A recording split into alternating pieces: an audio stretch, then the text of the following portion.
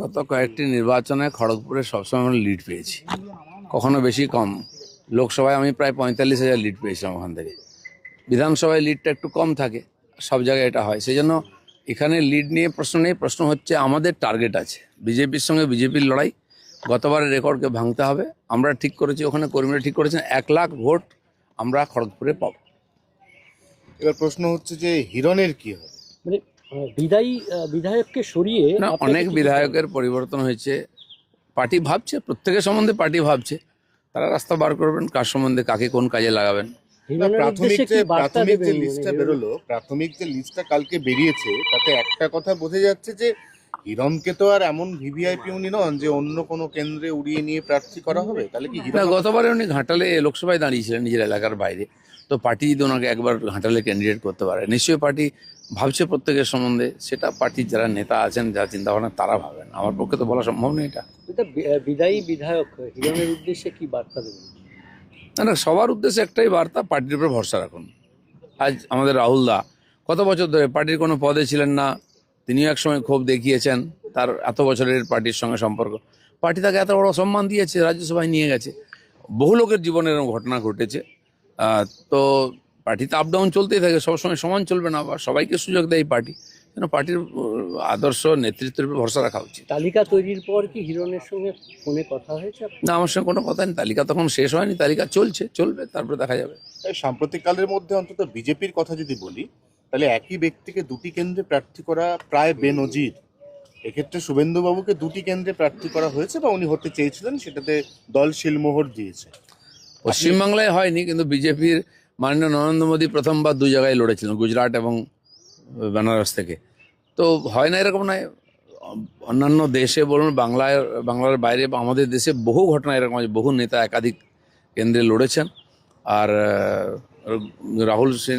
রাহুল গান্ধীও বোধহয় সাউথে আর আমেঠিতে লড়েছিলেন। তো এরকম নজির আছে, পার্টি প্রয়োজন মনে করেছে, তাই এটা সিদ্ধান্ত নিয়েছে। এটা কি পার্টির প্রয়োজনে হয়েছে বলে আপনি মনে করেন? সেটা আমার পক্ষে বলা মুশকিল নয়, আমি নির্ণায়ক জায়গায় নাই। দাদা, খড়গপুর নিয়ে একটা প্রশ্ন আছে যে আপনি খড়গপুরে গেছেন, খড়গপুরের সঙ্গে আপনার একটা আর্থিক সম্পর্ক পার্টি সেই অনুযায়ী করতে পারে, কিন্তু গত 5 বছরে সেই এলাকার মানুষের সঙ্গে আপনার যে সম্পর্ক, কোথাও কোনো অভিযোগ আসছিল যে বিধায়ক কাজ করছেন না বা কিছু এরকম কোনো অভিযোগ? ভাই, অভিযোগ তো শোনার জন্য আমি নেই, শোনার জন্য লোক আছেন যারা দেখাশোনা করেন। তাদের কাছে কি অভিযোগ আছে, কি আছে না আছে আমি জানি না। সাধারণ মানুষের সঙ্গে আমি যোগাযোগ রেখেছিলাম, অনেক জায়গায় বলেছি। খালি এমএলএ কেন, ওখানকার এমপি যিনি আছেন এখন টিএমসি, তাকে লোকে দেখতে পায় না। আমাকে কমপ্লেন করতো, দাদা এমপি কোথায়? আমি এক্স এমপিকে নিয়ে নাও না, এমপি খুঁজছো কেন?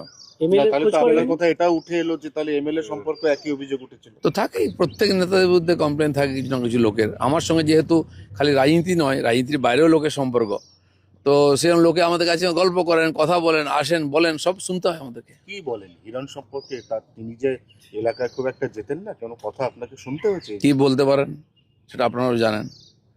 না, যেহেতু আপনাকে বলেছেন যে না, আপনি সব জিনিস বলার জন্য নয় তো। সব জায়গায় লোক কি বলবে, সব মনের কথা আমাকে বিশ্বাস করবে বলে আপনাকে কেন বলবো? পার্টি তালিকা নিয়ে প্রায় অসন্তোষ আপনাদের মধ্যে।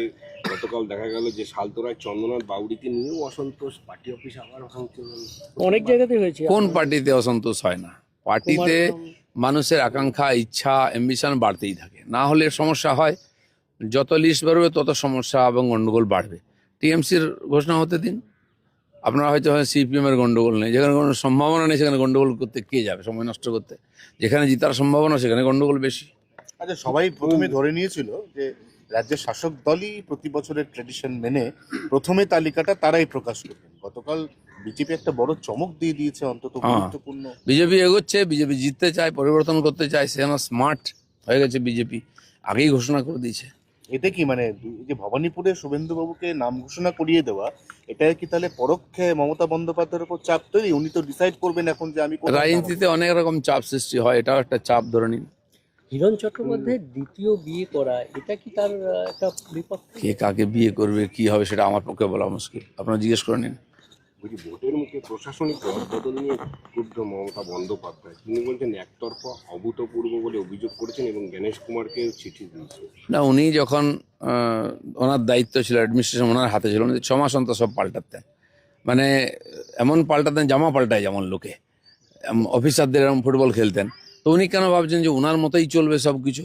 উনি নিজের মতো সাজিয়ে রেখেছেন। নির্বাচন কমিশন দেখেছেন এই অফিসাররা এসআইআরে সহযোগিতা করেননি, এমনকি সুপ্রিম কোর্টের যে আদেশ সুরক্ষা দেওয়ার ব্যাপারটা এসআইআরে ইত্যাদি তারা করেননি। আর এদের নিষ্ঠা সংবিধানের প্রতি নয়, আদালতের প্রতি নয়, এদের নিষ্ঠা মুখ্যমন্ত্রীর প্রতি আছে।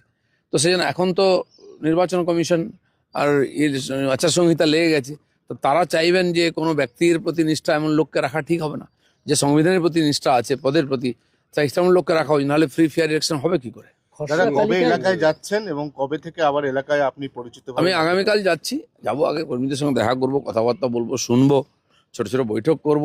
সব পুরনো কর্মীরা অনেকে হয়তো বসে আছেন, তাদেরকে অ্যাক্টিভ করতে হবে, তাদের সঙ্গে কথা বলতে হবে। তাহলে এবার কি আপনার কলকাতায় দেখা কম মিলবে, খড়গপুরে আপনাকে বেশি দেখা যাবে? হ্যাঁ, কলকাতায় আমার তো কোনো কাজ নেই, বাকি পার্টি প্রচারে যদি আমাকে কোনো কাজ দেয় সেটা করব, বাকি খড়গপুরকে কেন্দ্র করেই আমার চেষ্টা থাকবে। খসড়া তালিকায় মুখ্যমন্ত্রী জীবনহানির শঙ্কা করছেন, বলেছেন আমাকে খুন করার চেষ্টা করছেন, যদি খুন করে তার দিকে প্রধানমন্ত্রী। মুখ্যমন্ত্রীকে খুন করে কি লাভ লোকের? যে নিজের বাড়িতে সুরক্ষিত নয়, তিনি নিজে মুখ্যমন্ত্রী, নিজে পুলিশ মন্ত্রী, তার বাড়িতে লোকে ধাক্কা মেরে দেয়, মাথা ফাটিয়ে দেয়। তার জীবনের যে সংকট অন্য জায়গায় নয়, নিজের পার্টিতে, নিজের বাড়িতে তার প্রতি রিস্ক আছে। অন্য এইসব বলে হয়তো মাইলেজ পাওয়ার চেষ্টা করছেন, কারণ উনি প্রত্যেকবার এই কার্ডটা খেলেন। যখন হেরে যাওয়ার মতো ভয় হয়, আমি মহিলা, আমাকে কিরম করছে দেখুন, আমার জীবন সংকট। পলিটিক্যালি এসব সিম্প্যাথি নেওয়ার একটা পরম্পরা আছে। ওনার এক মন্ত্রী গুন্ডাদের নিয়ে ঢিল মেরে আমাদের বাস ভাঙছিলেন, যে উল্টো ঢিল খেয়ে গেলেন তখনই ব্যান্ডেজ বেঁধে বসে বললেন আমি মহিলা, আমাকে মারছে দেখুন। তো মন্ত্রী থেকে মহিলা হয়ে যাওয়া, মুখ্যমন্ত্রী থেকে মহিলা হয়ে যাওয়া, আগের দিন বাঘের বাচ্চা, পরের দিন মহিলা, এইসব ড্রামা অনেক দেখেছি আমরা। ডিএ নিয়ে তো নাটক চলছে, ডিএ দেওয়া নিয়ে নাটক চলছে। বলছে 11 বছর নয় 4 বছরের বকেয়া ডিএ দেবে সরকার, এবং 2016 থেকে 19 4 বছরের ডিএ দুভাগে দেওয়া হবে। না চালে বিশ্বাস নাই, যতক্ষণ না পকেটে আসছে, অ্যাকাউন্টে আসছে কর্মীদের, ততক্ষণ পর্যন্ত দেবেন, এটা আমি বিশ্বাস করি না। আমার মনে হয় কর্মচারীরাও বিশ্বাস করেন না। গত 5 বছর ধরে সরকারি কর্মচারীদের সঙ্গে যে ব্যবহার মমতা ব্যানার্জি করেছেন, তাতে ওনাকে বিশ্বাসও করা যায় না। আর কর্মচারীদের চিন্তাভাবনা করা উচিত কতটা তার উপর ভরসা রাখবে। খসড়া তালিকায় বিচারাধীন বাসিন্দা কলিতা মাঝি, তাকে আউসগ্রামে বিজেপি প্রার্থী করেছে। ঠিক আছে, সেটা তো বলেছে সুপ্রিম কোর্ট বা এর আদালত দেখছে। যারা আগে ছিল প্রার্থী, তাদের কাছে ভোটার ছিল, তাদের ডকুমেন্ট আছে।